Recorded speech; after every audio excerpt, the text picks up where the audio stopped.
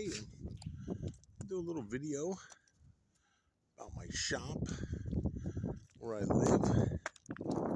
This is my shop here, 2,400 square feet.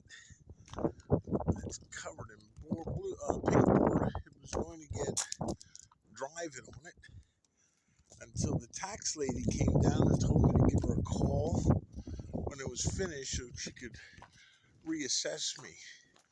And I told her I'll be dead before I do that bullshit. Penalize you for improving your property.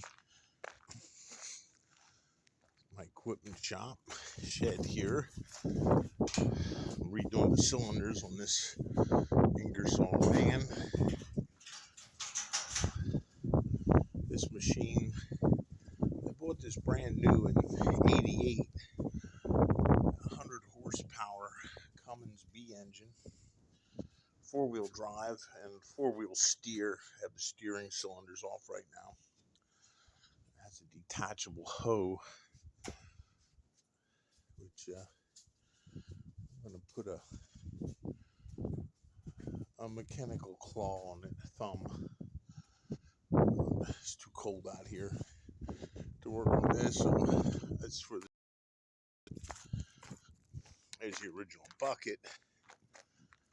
Put on a quick detach so I can use Bobcat buckets and plows. Bought a few of them over there.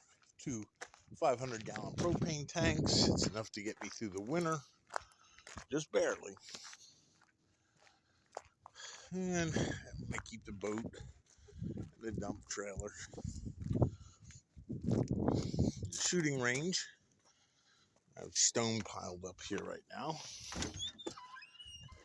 So this is the inside of the shop. And this is my little electric golf cart and my summer car.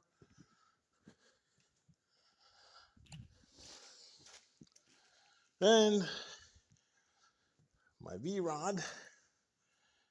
And yes, I'm 60 years old, but I've been riding dirt bikes since I've been 10, so I still keep an XR 650 around. This is my system here. This is a Prestige with an old MCBA control. Right now, it is 24 degrees outside. And my target temperature is 110 degrees. So the floor is all radiant heat. And on a 24-degree day, it needs 110-degree water. So it operates at a very, very low temperature. And this is the second heating system in here. The first one was oil. The oil was connected to the radiant floor. And then it had a air handler up there, so I'd keep it around 55 and come in and turn on the air coil. And it was just so noisy between the oil burner and that I couldn't listen to music. It was just shit. I don't come in here to oil burners and fans running. I have a lift in here. We do our own brakes and our exhaust systems on the truck because you can't have your truck down if you have work lined up and all of a sudden your brakes start hitting the rotors. You know, I can't wait for my mechanic to get to it in a week. And, so we do that. We have a fab shop back here. Right now we're rebuilding some coils from some Sioux steamers to clean up heavy equipment. Some idiot left them out. I don't want to mention, but it was a relation of mine. Froze up the coils, split them wide open, Schedule 80. And those are getting repaired. And that, I have a Mini X here that I purchased, Kubota. Love it. I love it for picking up firewood, picking up rocks, cleaning up trails, loading junk onto the truck. On a little old case, I put a new motor in it here. I use that to plow the driveway when it snows. Parts, Navian triangle tube, different parts and pieces all over.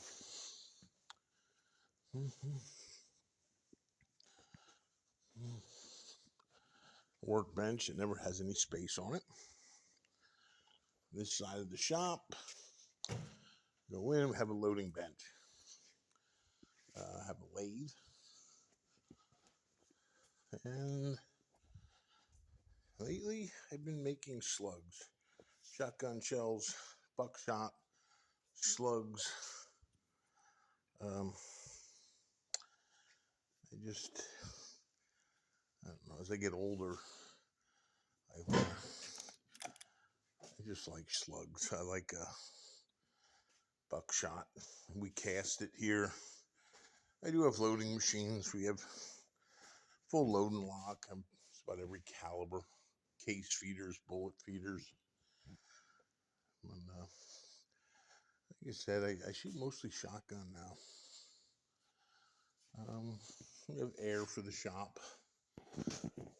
TV. We have a casting machine here, a master caster for casting bullets. That one actually, there was actually a schedule 40. I mean, a 40 caliber hollow point. So that's actually a rarity. You don't see too many automatic casting machines that can do hollow points. Fittings, hand trucks, walking hand trucks, and whatever. I keep usually 2 large bottles of nitrogen in here.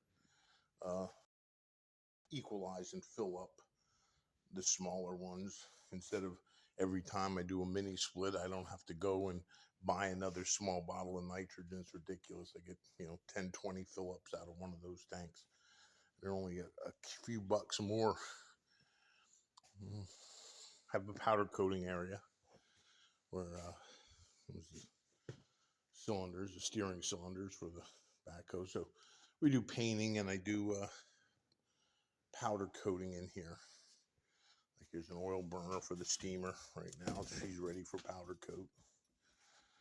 And storage, generators, sandblasting cabinet. So that's pretty much it. The system, the heating system in here, I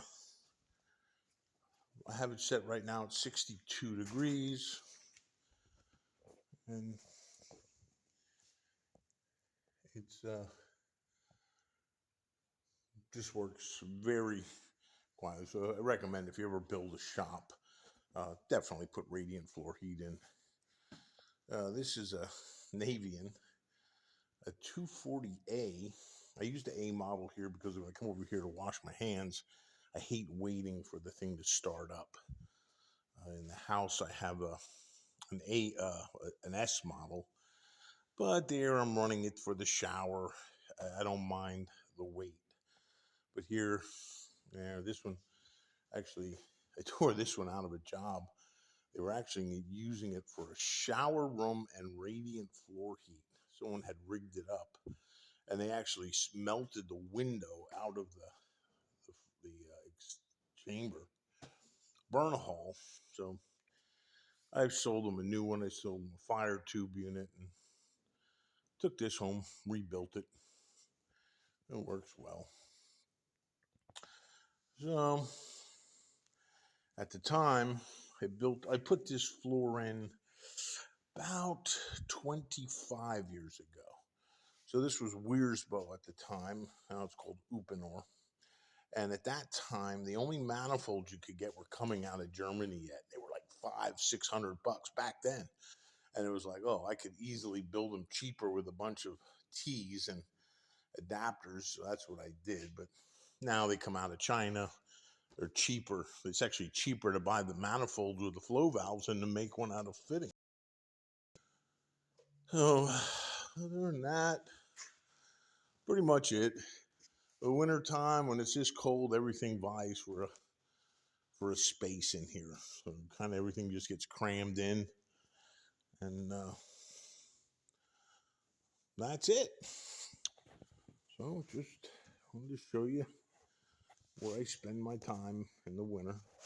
Oh, I have a couple mini splits up here. There's a 3-ton unit, and I put that in just to take the chill off uh, in the the shoulder seasons before I start the floor, because the floor is 6 inches thick, so it takes a lot of energy to get it up to temp. And then if it gets warm in the day, it'll override the temperature. So until it gets cold and stays cold, I'll use that. And then I have another one up here. This is a 1-ton high heat unit. Now, I put this in. I replaced one that was okay. I actually gave it away, but this was a high heat unit, and I wanted to check the BTU out. High heat units have dual compressors in them, or dual um, dual stage compressors, and they put out undiminished BTUs down to 0 degrees.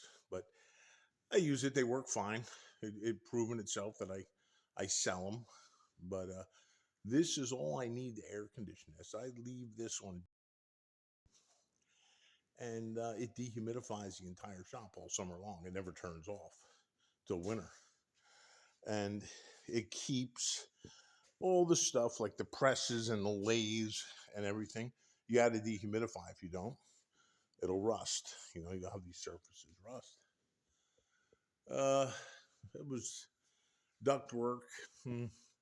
In an earlier life, I was a ammonia chiller installer salesman for Robur.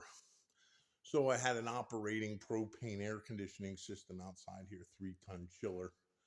I left the duct work in place, put up an April air cleaner on it so that I can clean the air, instead of taking it down. It's amazing. All that duct work and that little thing does what that was designed to do. But it still cleans the air if I weld in here and I want to clean it up. Yep. I actually found an auto parts store with a girl calendar this year. I mean, they're almost unseen anymore because of the woke fucking crowd. And then I have an little office in here where I write up bills and do everything. Okay, that's my shop. Hope you enjoyed it.